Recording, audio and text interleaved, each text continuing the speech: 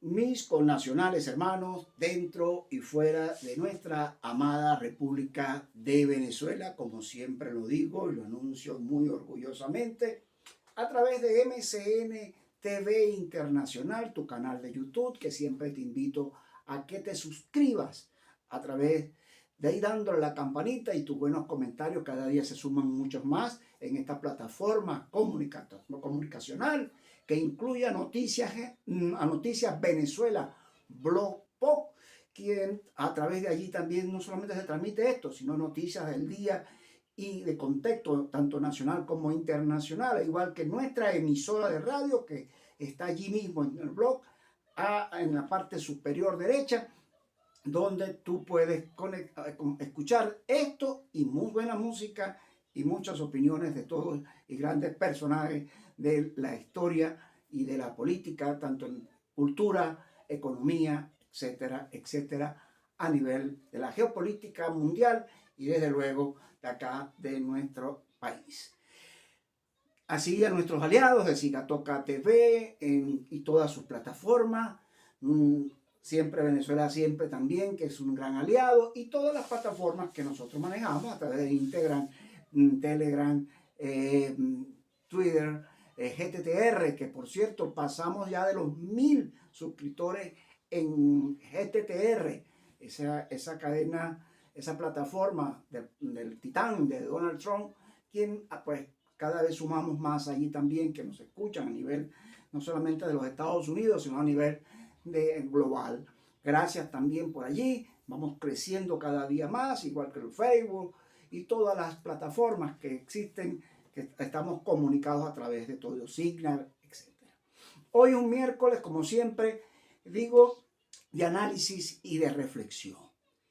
Muchas cosas están por hablar. Las veremos anunciando, que ahí venían en el tapete, y voy a comenzar de inmediato. ¿Qué pasa y qué está pasando con el informe de la ONU, de la Comisión de la ONU? Un informe que definitivamente corresponde a algo que lo hemos anunciado muchas veces a través del Movimiento de Salvación Nacional hace algunos años, y sin embargo, gracias a Dios, la voz mundial sigue hablando de los delitos de lesa humanidad de Nicolás Maduro Moro y toda su cadena de mando. Esto es un material que voy a leer un extracto porque me puse a leerlo todo completo en el día de ayer y me nota lo siguiente, que debo resaltarlo. La Oficina de Alto Comisionado de las Naciones Unidas para los Derechos Humanos en Ginebra, Venezuela, el nuevo informe de la ONU detalla las responsabilidades por crímenes de lesa humanidad para reprimir a la disidencia y pone la lupa en la situación en las zonas mineras remotas. Oiga bien, nuestras investigaciones y análisis muestran que el Estado venezolano utiliza los servicios de inteligencia a sus agentes para reprimir la disidencia en el país. Esto conduce a la comisión de graves delitos y violaciones de los derechos humanos, incluidos esos actos de tortura y violación sexual. Estas prácticas deben cesar inmediatamente y los responsables deben ser investigados y procesados de acuerdo a la ley. Ese informe que lo encabeza la señora Marta Baliñas, que es la presidenta de la misión de investigación de la ONU. Tanto el SEBIN como el DGCIN hicieron uso de la violencia sexual y género para torturar y humillar a los detenidos.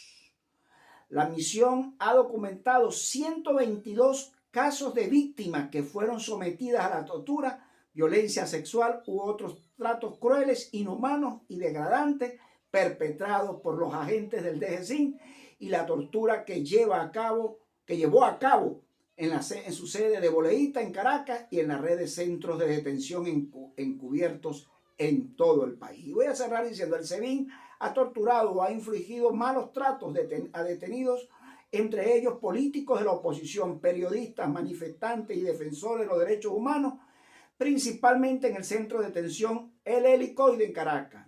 La misión ha investigado 51 casos que ocurrieron desde el 2014. Las violaciones y los criminales del SEBIN y del DGCIN continúan hasta hoy. El análisis de la misión detallada, en definitiva, como es la maquinaria, fue puesta en marcha por el presidente Maduro y otras autoridades de alto nivel como parte de un plan deliberado del gobierno para reprimir la crítica y la oposición. Y el informe también destaca, además, la situación del estado Bolívar, al sur del país, donde actores estatales y no estatales han cometido una serie de violaciones y crímenes contra las poblaciones locales en las zonas de extracción de oro, privando arbitrariamente de la vida, desapariciones, extorsiones, castigos corporales y violación sexual de género. Venezuela sigue enfrentando una profunda crisis de derechos humanos. Hasta aquí dejo la lectura, porque ¿qué ha pasado realmente en todo esto y sigue pasando? Nosotros lo hemos denunciado en reiteradas oportunidades, no en vano. Yo tengo allí esa foto de nuestros indígenas originarios y el desmadre natural que han causado allá el tema del arco minero. Y desde hace años yo vengo informando todo el nefacto, todo públicamente, y hasta inclusive en la Asamblea Nacional del 2015 llevamos informes de todo esto. En esa oportunidad, en el 2016, donde el nefacto decreto publicado por el decreto 2048 de Chávez, lo habíamos dicho sobre el tema del caso del arco minero y que Maduro lo llevara a cabo definitivamente. Allí ha pasado de todo en el sur, porque nuestras tribus han sido desplazadas y asesinados y no salen a la luz pública, cometiendo delitos de lesa humanidad de forma permanente, no solamente las desapariciones forzosas, como lo refleja el informe de la presidenta de la comisión de la misión que vino a Venezuela sobre ello. El mismo Karim Khan, que ha insistido en que la investigación siga abierta y avanzado, que no ha avanzado por culpa y responsabilidad de la magistrada de origen mexicano que está en la corte, en la sala preliminar, quien no le ha dado paso para seguir adelante en la etapa de lo que vendría, que es las entrevistas, tanto de los casos que ya están allí de peso, sustentados, sino también a los indiciados, como es Nicolás Maduro Moro y la cadena de mando. La mano mágica del dinero. Muchos veces dicen, bueno, ¿será que Karim Khan está recibiendo dinero? Yo todavía lo dudo. No es eso. Hay que investigar es a la magistrado de la Corte Penal, de la Sala Preliminar, quien ha parado el caso, porque a nosotros, yo siempre he dicho que nos corresponde a todos seguir impulsando todo ello. Pero ahora viene un tema muy importante sobre esto, mientras que sigamos presionando, como siempre he llamado, a lo que es la acción judicial internacional libertadora, que pasa por allí.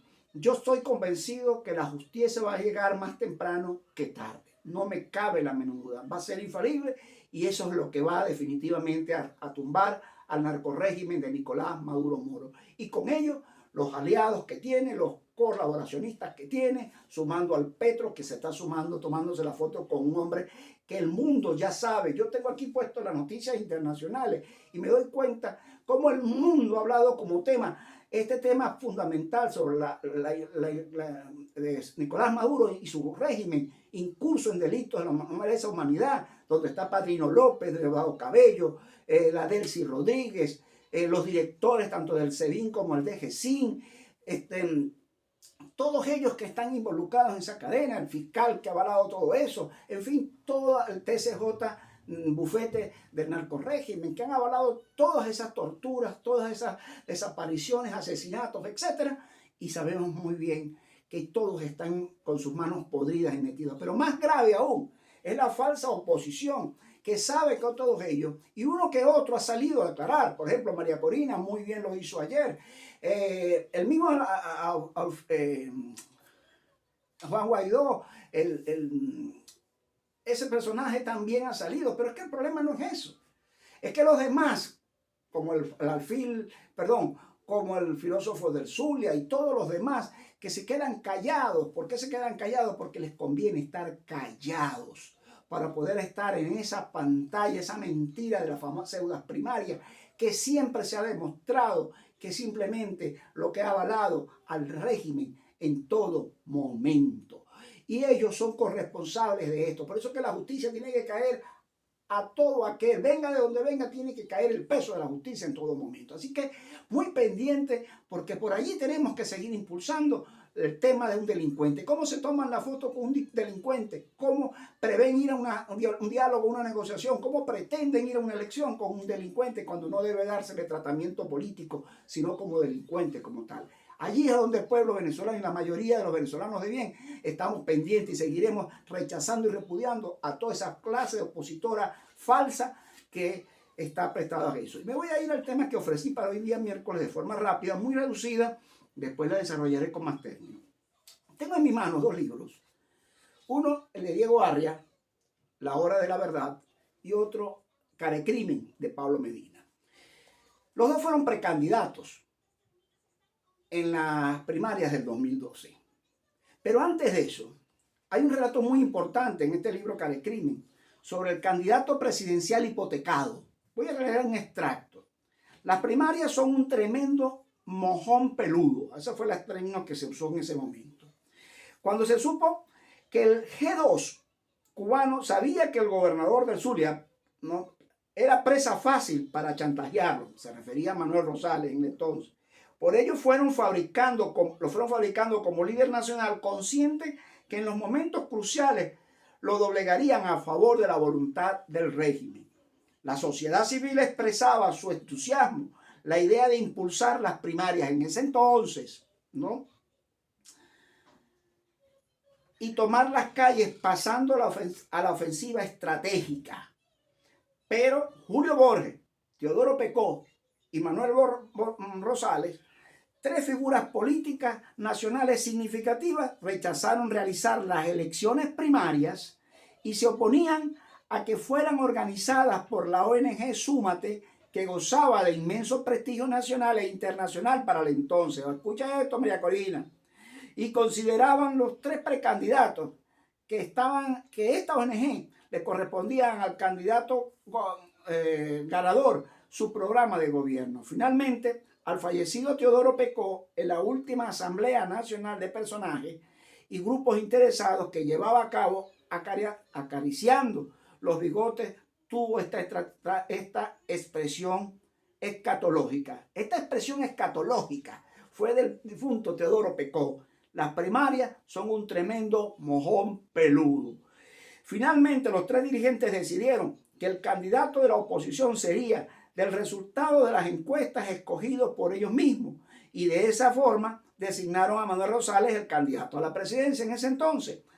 A los pocos días recibí la información del comandante Coral, que hizo pública el gran amigo Eri Evan, relacionada con los tres pajaritos negadores de las primarias, y habían ido a la oficina del ministro de Defensa, José Vicente Rangel, y se retiraron con tres maletas contentivas de 175 millones de dólares. Óigalo bien.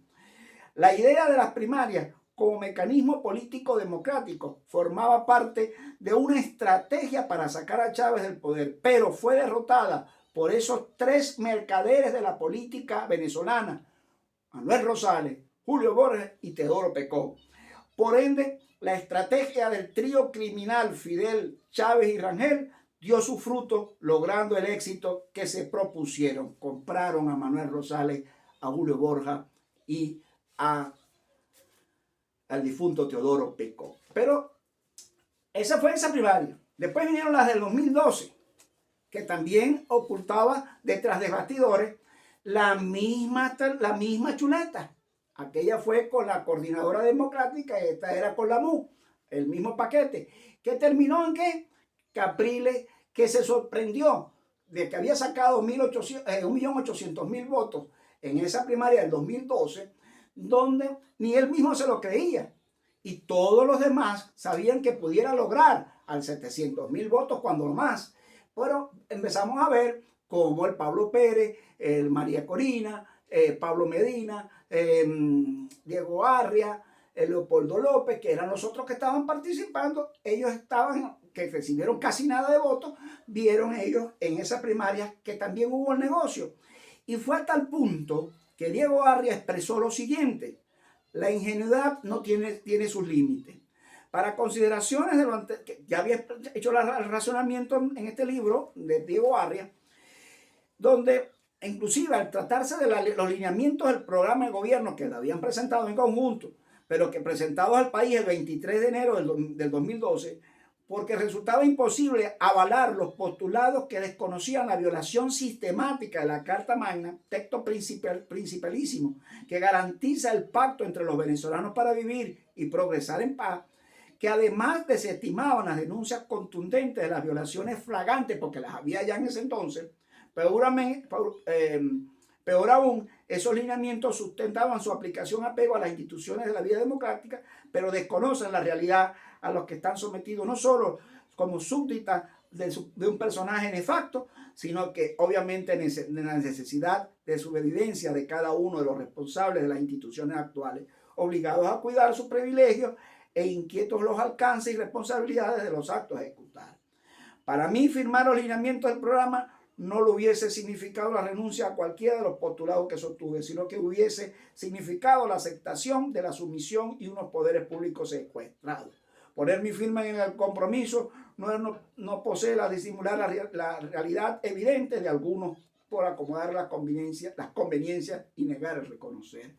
Allí, que la murra jugó a cuadro cerrado porque sabía lo que venía, donde Diego no firmó tampoco eso, ni igual Pablo, no firmaron ese escrito, esa propuesta, porque los lineamientos habían sido totalmente desviados, porque ya se sabía que el régimen, encabezado por el difunto Chávez, pero que se sabía que Maduro iba a darle continuidad, pues había un acuerdo, y por eso el mismo Capriles no peleó después, y fue el Capriles que dijo que él no iba a soltar al pueblo a la calle para hacer los reclamos pertinentes a los resultados, porque ya él había negociado con el régimen para que Maduro fuera presidente, y entonces inclusive no quisieron para ese entonces denunciar a Chávez, inclusive en la Corte Penal Internacional, como lo hizo Diego. ¿Pero por qué? Porque todos habían arreglado definitivamente y se habían compuesto para el tema